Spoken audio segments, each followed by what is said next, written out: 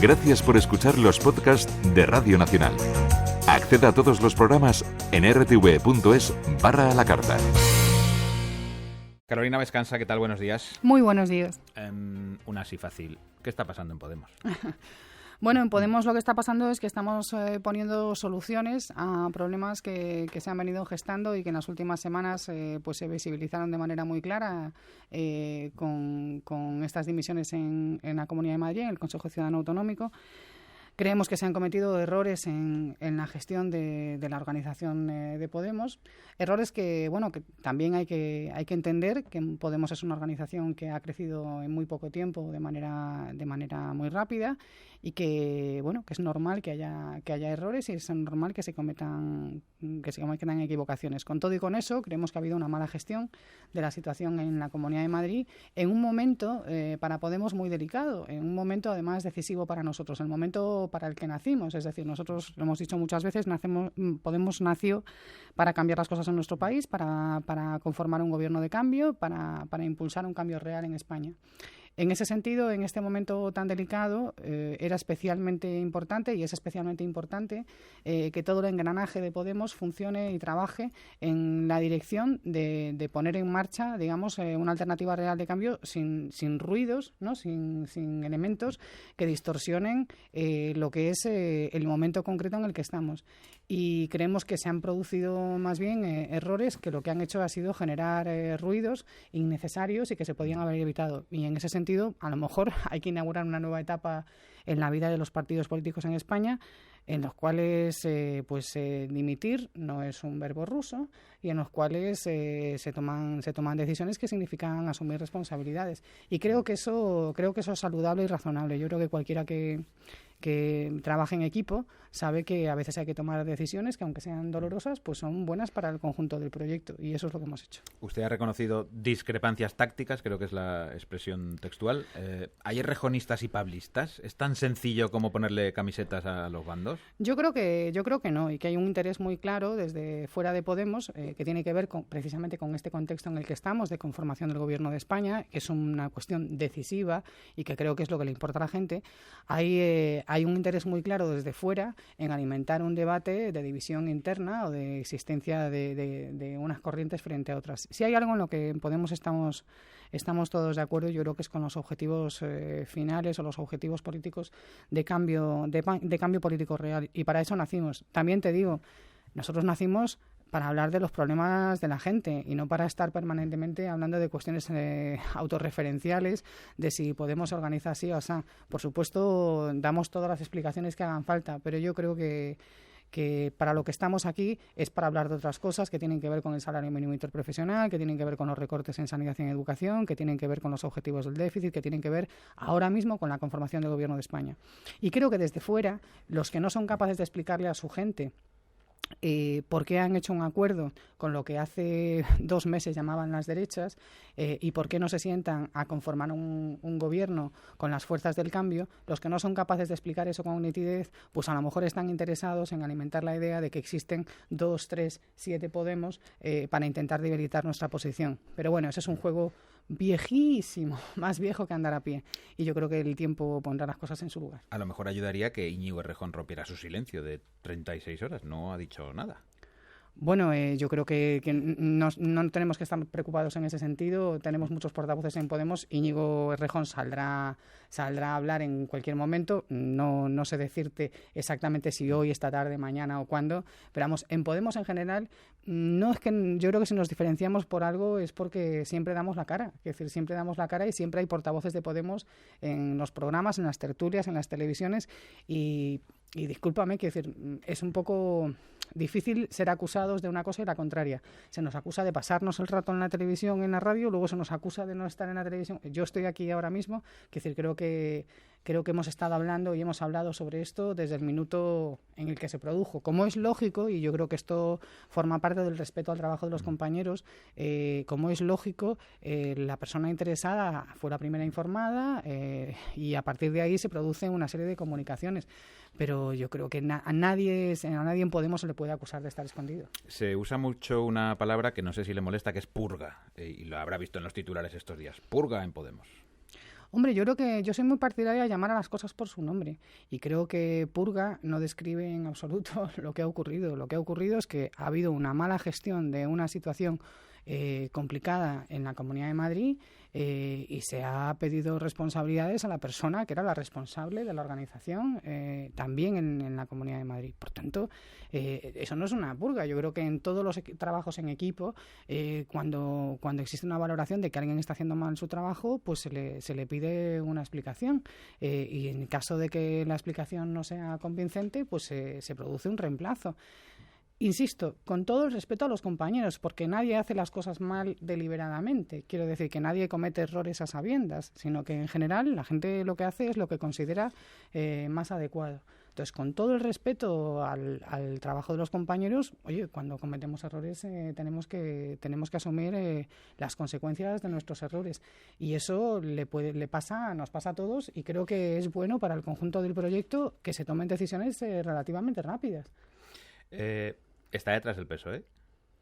Yo creo que de lo que está detrás del Partido Socialista es de alimentar un discurso en el cual hay un Podemos que querría hacer un pacto con ellos y otro Podemos que no. Y eso debe de venir en el manual, ¿no? El manual de cómo conformar un gobierno que la gente no apoya, pero que necesito construir un relato para que. Pero para ¿no hay que nadie sí se en apoye. Podemos que fuera favorable a un gobierno o a abstenerse en una votación? ¿No hay nadie? Bueno, Podemos es enorme ahora Por eso mismo, lo digo. entonces es muy difícil decir que no hay nadie. Posiblemente en Podemos hay mucha gente que piense muchas cosas. En la dirección de política de Podemos no hay nadie que esté apostando por un respaldo, por activo o por pasivo, al gobierno de Ciudadanos presidido por Pedro Sánchez. Nadie. Ni ahora ni el 1 de mayo por la noche, cuando estemos a punto de acabar el plazo y de que queden convocadas elecciones Ni de manera ahora ni automática. el 1. Nosotros hemos nacido para cambiar las cosas. Si cogemos el acuerdo suscrito entre el Partido Socialista y Ciudadanos y vemos cuál es el modelo económico, los contenidos económicos, el modelo de país y el modelo social que se describe en ese acuerdo, ese modelo es el proyecto político de Ciudadanos. Como bien ha dicho Albert Rivera, el 80% de los contenidos del programa de Ciudadanos está en ese acuerdo. Por tanto, yo creo que no hace falta ser ningún lince en política para darse cuenta de que el programa económico de Ciudadanos no es compatible con el programa económico de Podemos. Y es legítimo que Ciudadanos defienda esa propuesta, pero lo que no es asumible es creer que se puede ir hacia un lado y hacia el contrario al mismo tiempo, que se puede ir hacia el este y hacia el oeste de manera simultánea. El Partido Socialista tiene que decidir qué modelo económico, qué modelo de país tiene en la cabeza y en ese sentido apostar. Lo que no tiene sentido es intentar decir que es posible la cuadratura del círculo, intentar decir que se puede ir hacia el Mediterráneo y hacia el Atlántico de manera simultánea y acusar a los que te están diciendo que eso no se puede hacer, pues de no estar colaborando. No, mira, perdona, que eso no es una cuestión de que no estemos queriendo ayudar a la gobernabilidad de este país, es que nosotros tenemos un compromiso que forma parte del contrato que establecimos con la ciudadanía, que es un contrato por un programa de cambio. Hay cosas muy, muy evidentes y muy concretas. El salario mínimo interprofesional. El Partido Socialista se compromete en campaña a subir el salario mínimo interprofesional en 2 legislaturas a 1.000 euros. Eso significa un incremento en el año 2016 de 44 euros al mes. De repente presenta una enmienda en el Congreso de los Diputados a los presupuestos del Partido Popular para 2016 y esa subida ya baja a 32 euros al mes en 2016. Suscribe al mes y medio un acuerdo con Ciudadanos y el incremento ya no está el incremento, es congelación del salario mínimo interprofesional que se convierte en 6 euros. Conclusión, 44, 32, 6 euros. ¿En qué quedamos? Quiero decir, eso son cosas que tienen que ver con el modelo de país, el modelo económico que estamos poniendo encima de la mesa y sobre eso es sobre lo que tenemos que hablar. 2 cuestiones breves más y le doy paso a los compañeros que les veo con ansias de preguntar. ¿Le gustaría a usted ser la secretaria de organización? No, yo no, o sea, Bastante tiene con lo que tiene. Es un trabajo, el trabajo de la Secretaría de Organización es un trabajo durísimo. Es un trabajo durísimo que implica trabajar de lunes a lunes. Ahora lo de asume sol a Pablo sol. Iglesias, que es el secretario general. Bueno, afortunadamente yo creo que hay en Podemos muchísimas personas dispuestas a dejarse las pestañas y la piel para sacar adelante este proyecto. El trabajo de la Secretaría de Organización, insisto, es un trabajo durísimo y que por mis propias condiciones, por mi vida privada, es incompatible con... ¿Y cuándo se conocerá? ¿En qué proceso se conocerá cuándo es el próximo secretario de organización de Podemos? Pues no, sí. La verdad que no le puedo decir, pero no le puedo decir porque esa decisión no está tomada. Veremos... Y un último añadido. Esta tarde hay una reunión en el Congreso entre equipos negociadores de PSOE e Izquierda Unida sin Ciudadanos. Y hay mucha gente maquinando con la posibilidad de que a lo mejor se presenta Podemos en esa reunión. ¿Está en el guión? No está en el guión presentarnos a reuniones a las que no se nos invita, pero lo que sí está en el guión, y nos alegramos, es que el Partido Socialista recupere la autonomía suficiente como para poder reunirse con las fuerzas políticas que le parezcan, y yo creo que es un paso adelante. Vamos a ver, ha habido un contacto entre Pablo Iglesias y Pedro Sánchez para que se produzca una reunión. ¿Cuándo? Y vamos a ver si... Pues no tiene fecha todavía, pero yo espero que sea cuanto antes, que antes de que se inicien las vacaciones de Semana Santa podamos empezar a hablar ya de fechas para la celebración de reuniones destinadas a una negociación, porque si el Partido Socialista quiere ir en serio, si queremos abrir una negociación que lleve a la conformación de un gobierno de cambio, hay mucho que trabajar. Hay mucho que trabajar. Esa negociación va a ser larga y va a requerir de muchas horas y de equipos muy comprometidos con la conformación del programa de cambio. ¿Qué valoración le merece? Compromís se ha reunido con PSOE y Ciudadanos.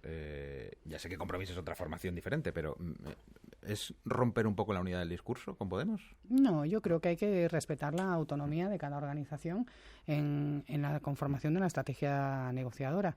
También le digo que se ha reunido y ha dicho que el documento suscrito entre el Partido Socialista y Ciudadanos no es asumible para ser respaldado como opción de cambio. Charlando con Carolina Vescansa en las mañanas de Radio Nacional, Arsenio Escolar, cuando quieras. Buenos días, señora Vescansa. Ha dicho hace unos minutos, damos todas las explicaciones que hagan falta. En su opinión, Pablo Iglesias ha dado que es el que destituye, no ha dimitido el señor secretario de Organización y número 3 de Podemos, ha sido destituido.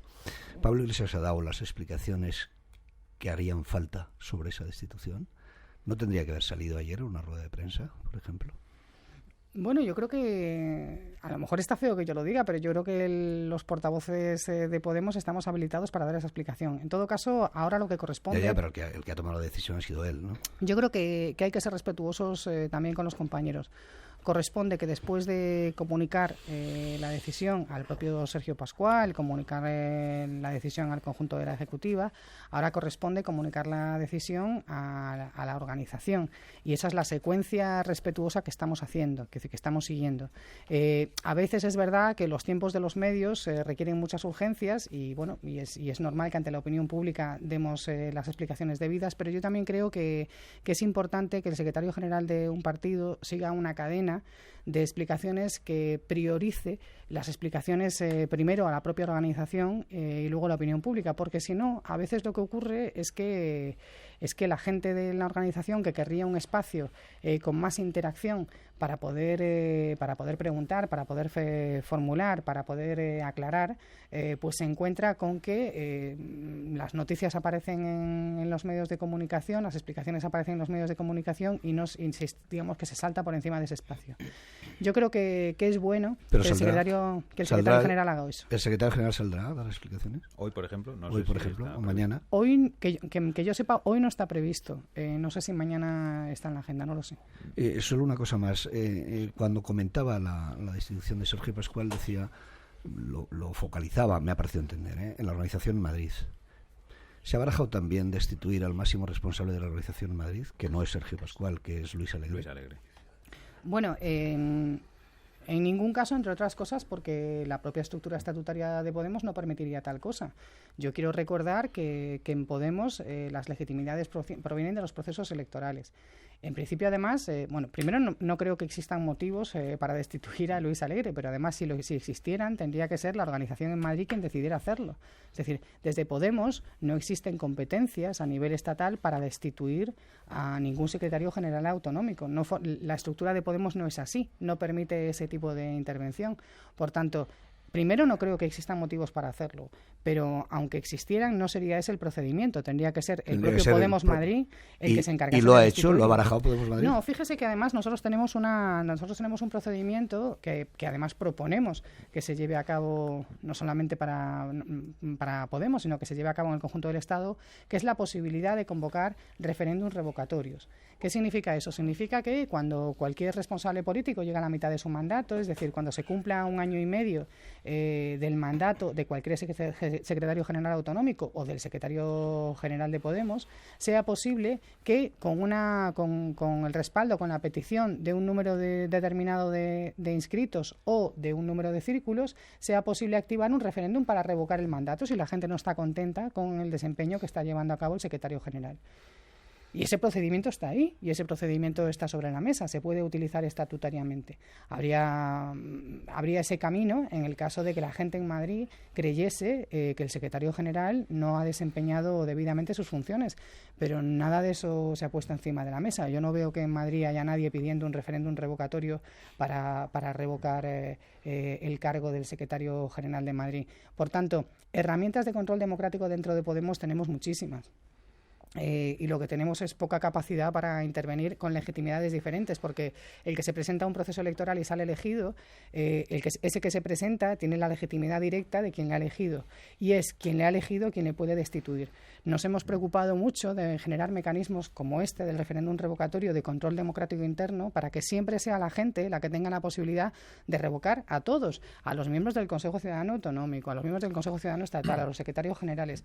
Por tanto, si alguien está descontento con la gestión de un secretario general autonómico, lo tiene muy fácil. Organícese un referéndum revocatorio, pídanse las firmas, que además es un porcentaje relativamente pequeño, los avales, organícese un referéndum y destitúyase a la persona en cuestión. Creo que Podemos, precisamente en estas cuestiones, demuestra ser la organización con los resortes o los dispositivos más democráticos que existen en nuestro país y que existen en muchos países de nuestro entorno. Graciano Palomo. Buenos días, señora Vescanza.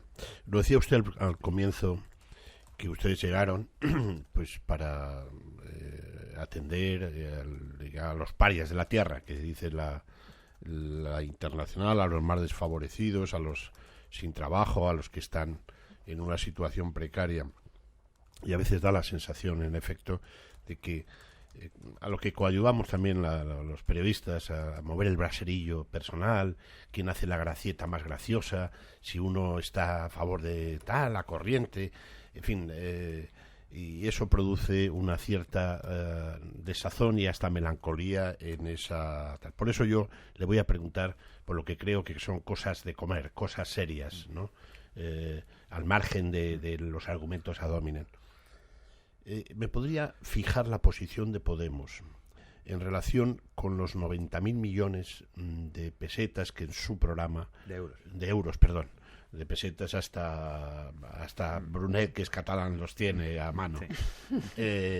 Los 90.000 millones de euros que se necesitan en ese plan que le llaman ustedes de emergencia o algo así, ¿no? Fijarme la posición sobre esa cuestión, de dónde se saca el dinero. Y también acláreme la posición de Podemos en relación con Europa y el euro, en concreto, en el euro, porque hay unos dicen que ustedes quieren salir, otros que no quieren salir. Por favor. Fije posición, que es lenguaje muy parlamentario. Sí. Bueno, menos mal que por fin hablamos de las cosas importantes. Lo otro también es importante. Pero esto es mucho más importante. Bueno, esto es mucho más importante, porque la reversión de los recortes en nuestro país depende de eso, porque la recuperación de la sanidad y la educación depende de eso, porque los servicios sociales en nuestro país dependen de eso y la creación de empleo también. Cuando hablamos de 90.000 millones no hablamos de que sean necesarios 90.000 millones, sino que estamos planteando un plan de legislatura que permite recobrar o recuperar 90.000 millones que sean posibles destinar a la inversión pública. Por tanto, lo que estamos hablando es de una estrategia que es bifronte como mínimo y que tiene 2 o 3 caminos. Un primer camino que tiene que ver con la reforma fiscal y que tiene que ver fundamentalmente con una nueva fiscalidad en donde la fiscalidad real se aproxime a la nominal.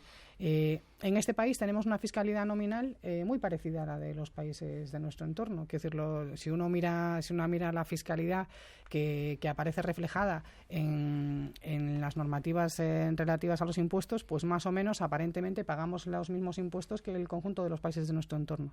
Pero cuando coges los informes del Banco de España y ves lo que la gente paga en realidad, y sobre todo no la gente, sino las grandes empresas, sobre todo las empresas del IBEX 35, pero las grandes empresas te encuentras con que existen un montón de regímenes especiales de desgravaciones que hacen que las grandes corporaciones, aquellas que tienen más dividendos y que acumulan más riqueza, tengan regímenes fiscales especiales que les permiten tributar en realidad al 7%, al 3%, de tal manera que tenemos un sistema fiscal en el cual los curritos, para entendernos, pagamos entre el 25 y el 30% de impuestos y las grandes empresas pagan entre el 7% y el 3%.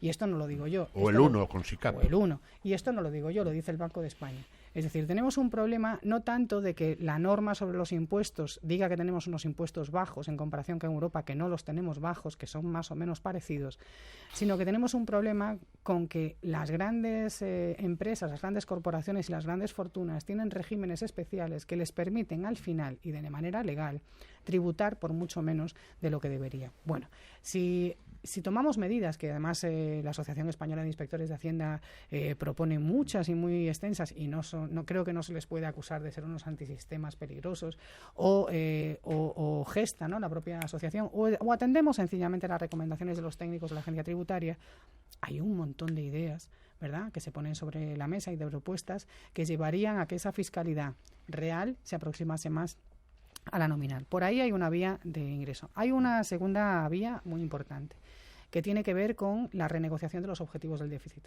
Nosotros tenemos que llevar a cabo una estrategia en donde nos presentemos en Europa como lo que somos, la cuarta economía de la zona euro.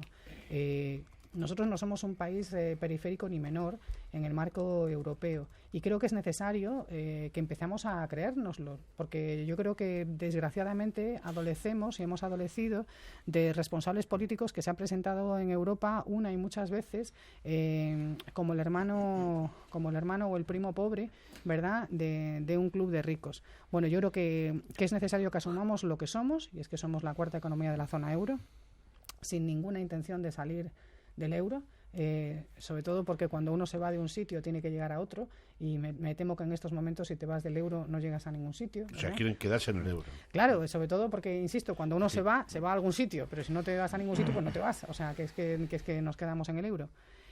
Y por esa otra vía hay sin duda la posibilidad de renegociar plazos de pago, y eso significa la posibilidad de recuperar recursos para la inversión pública.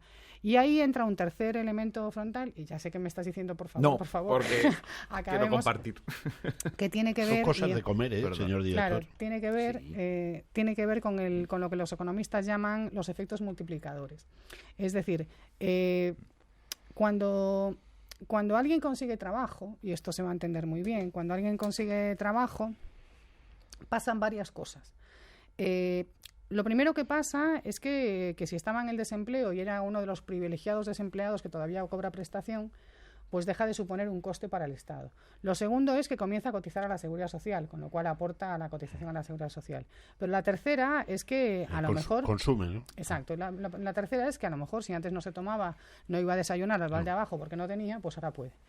¿Eso qué significa? Significa que cada vez que invertimos en sanidad, en educación, en servicios sociales, se genera un efecto multiplicador, que es eso que los economistas llaman efectos multiplicadores.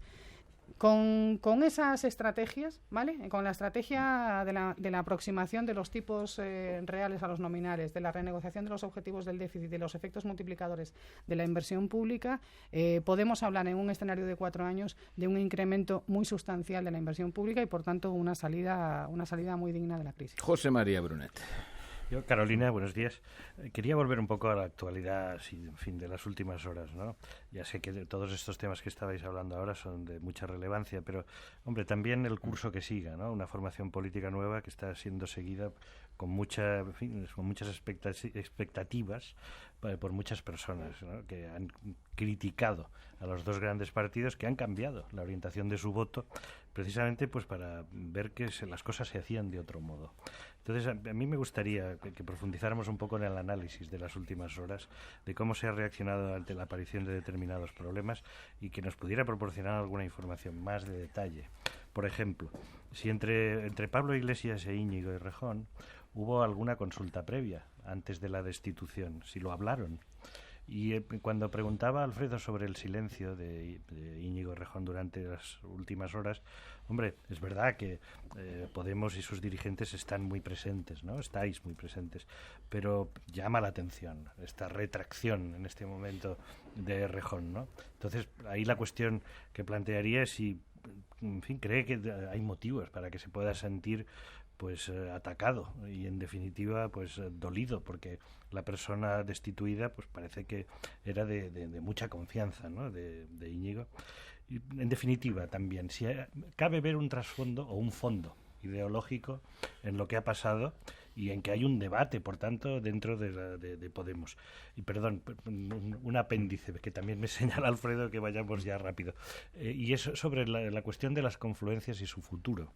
Yo percibo que tanto en Comú Podem como en Mareas pues hay una cierta voluntad de volar un poco por su cuenta. Eso puede complicar las cosas en el inmediato futuro, o sí, se podrá mantener la cohesión también a ese nivel. Dos cuestiones. Bueno, para empezar por la primera cuestión, dolidos estamos todos. Quiero decir, yo soy compañera también de Sergio Pascual, lo conozco hace años y dolidos estamos todos, porque eso es una situación dolorosa para todos. Reconocer que un compañero pues creemos que se ha equivocado y aceptar que salga de la dirección de la organización, alguien que ha estado pues no desde el principio pero casi, es doloroso para todos, y eso creo que no sé, que si no lo hemos transmitido hasta ahora es porque hemos comunicado mal. Es doloroso para todos, porque es doloroso también para todos cometer errores, y es doloroso que salga alguien de un equipo con el que has trabajado. Dicho esto, yo creo que más allá de que se tengan más afinidades personales con unos o con otros, lo que no cabe interpretar es que aquí hay un problema que se conecta con el marco general en el que estamos. Y precisamente lo que reprochamos a la gestión de esta situación es que se ha permitido que se llevase a cabo, que se produjese una crisis en Madrid que podía ser interpretada desde fuera como algo conectado con el marco de la negociación de la conformación del Gobierno de España. Y eso es algo que en una organización madura no nos podemos permitir, porque ahora mismo es demasiado importante lo que tenemos encima de la mesa. Nos han votado más de 5 millones de personas, nos ha votado un montón de gente que ha depositado no solamente confianza, que eso yo sé que los votantes lo hacen los votantes de todos los partidos. Un cierto nivel de confianza siempre hay cuando alguien vota a un partido. Es que nos ha votado un montón de gente con mucha ilusión, y eso ya sí que es algo más excepcional en nuestro país, ¿no?, en donde la gente ha votado con tanta tristeza tantos años. Tenemos que estar a la altura de lo que tenemos encima de la mesa, y lo que tenemos es una enorme responsabilidad. Enorme responsabilidad significa ser capaz de gestionar el marco global de la organización para que no interfiera en aquello para lo que nos hemos venido preparando precisamente desde que nacimos. Y eso es un poco el planteamiento. Sobre las confluencias, bueno, yo creo que la relación con las confluencias es verdaderamente cordial, ¿no? Cordial, y yo creo que cuanto más avanza la vida en el Congreso de los Diputados, más cordial se hace, porque es evidente que con todos los compañeros de las confluencias nos hemos puesto de acuerdo en la forma y en el fondo de llevar a cabo toda la acción parlamentaria hasta el momento. Así que, bueno, no sé cuáles son las señales que pueden llevar a interpretar que hubiese tal cosa, pero más bien yo creo que todo lo contrario. No es un llevarse mal, pero sí yo percibo un deseo de, lo que decía, volar un poco por su cuenta, ¿no? Incluso formar estructuras organizativas propias, y no digo separarse, pero tener una identidad y un perfil muy definido. No, yo creo que todos estamos trabajando en un escenario que está en construcción. Quiero decir, en este país se ha desmoronado el sistema de partidos por su propia putrefacción.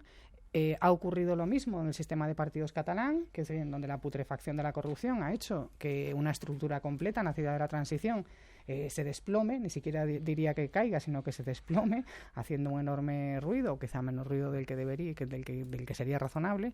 Y ahora lo que toca es construir un nuevo sistema de partidos que sea capaz de gestionar en la dirección del cambio el nuevo escenario. Pero eso creo que es todo lo contrario. Creo que es expresión de que tenemos sobre la mesa la posibilidad de gobernar en muchos sitios y que tenemos la responsabilidad de hacer todo lo que está en nuestra mano y hacerlo lo mejor posible para que así sea y para que seamos capaces de cambiar las cosas en nuestro país. Y me queda Chema Crespo. Hola, Carolina. Buenos días. Buenos días, Chema. Entiendo su frustración en estos momentos, frustración entre comillas, ¿no? Dice, con la cantidad de cosas que tenemos que contar, con la que tiene este país encima, con los acuerdos o desacuerdos que tengamos que alcanzar y tenemos que estar agotando pues gran parte de la conversación en relación con una situación interna que vive la organización. Y yo la noto, pues lógicamente molesta, menos mal que viene Graciano al rescate para hacerle las preguntas importantes, ¿no? Pero usted estará de acuerdo conmigo en que, y además forma parte de su discurso, que el funcionamiento de las formaciones políticas interesa a los ciudadanos y que un funcionamiento transparente y que un funcionamiento democrático está dentro de las tareas de regeneración que ustedes con acierto planteaban. Y por lo tanto, claro, esta queja de responsabilizar algo al exterior, de que se haya puesto el foco en esta cuestión, pues no me parece del todo justo, ¿no? Es decir, la situación se ha producido. Juan Carlos Monedero ayer lo decía y desde mi punto de vista también con acierto, ¿no? Dice, pero ¿a quién se le ocurre montar esta cuestión que probablemente tendríamos que resolver en búsqueda de eficacia, etcétera, cuando estamos en esta negociación y por lo tanto pues va a ser fácil vincular una cosa con la otra? En cualquier caso, se lo digo porque sabe que esto va a ser inevitable durante estos días. Sobre las mayorías de cambio, las mayorías de progreso que se deben seguir tratando de buscar para evitar las elecciones anticipadas y lograr ese gobierno de progreso. Claro, usted sabe igual que yo, claro, que es que la suma aritmética da lo que da. Acaba usted de definir que en concreto en Cataluña, en el conjunto del Estado han sucedido muchas cosas, pero en Cataluña pues ha sucedido que algunas de las fuerzas políticas que han protagonizado el gobierno allí pues las ha calificado usted de putrefactas, y la putrefacción elevada a grado sumo se llama Convergencia y Unión, ahora mismo traducida a Democracia y Libertad. Claro, y es con esas fuerzas políticas con las cuales se debe tratar de buscar la suma aritmética para lograr esa mayoría de progreso, mayoría de cambio. El Partido Socialista se lo tiene vetado en relación con el derecho a decidir y el cuestionamiento de la soberanía nacional, que le pido ya también una opinión al respecto. Pero claro, de incorporar a las fuerzas de progreso, al PNV, que es un partido conservador, sin más consideraciones, o a Democracia y Libertad, que en fin, son herederos naturales de lo peor de la política catalana, pues complica un poco las cosas, ¿no? Bueno, en primer lugar, Chema, yo estoy encantada aquí, no estoy nada incómoda. O sea, estoy claro, encantada. Sí. Y Si además, no habría venido.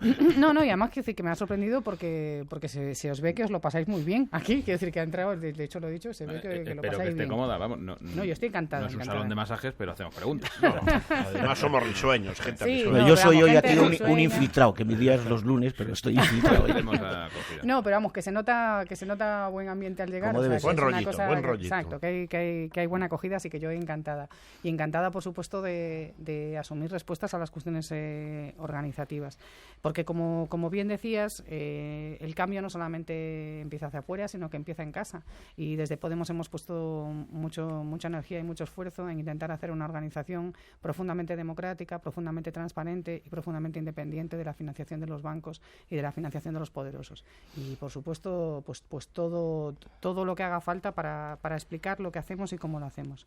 Sobre las necesidades de los pactos y los actores que hay, por supuesto, efectivamente, en este país hay un proceso de descomposición por putrefacción del sistema de partidos, que está encabezado por el Partido Popular, pero que afecta a otros partidos en mayor o menor medida, incluido el Partido Socialista. No hubiésemos llegado a esta situación si eso no fuera así. En Cataluña pasa exactamente lo mismo. Hemos visto lo que ha ocurrido con el sistema del 3% y posiblemente la descomposición, el desplome del sistema de partidos en Cataluña, la posición cada vez más subordinada de lo que era Convergencia y Unió a Esquerra Republicana, la reorganización de las fuerzas en Cataluña, tiene que ver con ese proceso de descomposición. Y tú me planteas, Chema, me dices, estáis poniendo encima de la mesa un acuerdo. Nosotros no estamos poniendo encima de la mesa un acuerdo que sume 161, que hasta donde yo sé es más que 130, ¿no? Eso significa... Pero insuficiente. Insuficiente, claro, insuficiente. Pero es que la única forma de hacer un acuerdo suficiente es o bien la gran coalición o bien el 161 con la abstención de otras fuerzas políticas. Eso es lo que tenemos encima de la mesa. La gran coalición, es decir, de la misma manera que hemos hablado de putrefacción y descomposición del sistema de partidos en Cataluña, bueno, tenemos aquí delante todas las pantallas de televisión. Yo creo que del tiempo que llevamos aquí ha salido Rita Barberá, pues no sé, bastantes veces, ¿no? Es decir, si tenemos que hablar de putrefacción del sistema de partidos en España, tenemos que hablar del Partido Popular. Tenemos que hablar de la corrupción en el Partido Popular y tenemos que hablar de un partido que no sabemos todavía muy bien por qué. Muchos juristas opinan que la Fiscalía debería acusarle de organización para delinquir, ¿no? De trama mafiosa. Es decir, no es un problema coyuntural de manzanas podridas, sino que es un problema estructural de un partido que se financia exclusivamente desde su propio nacimiento o básicamente a través de la corrupción.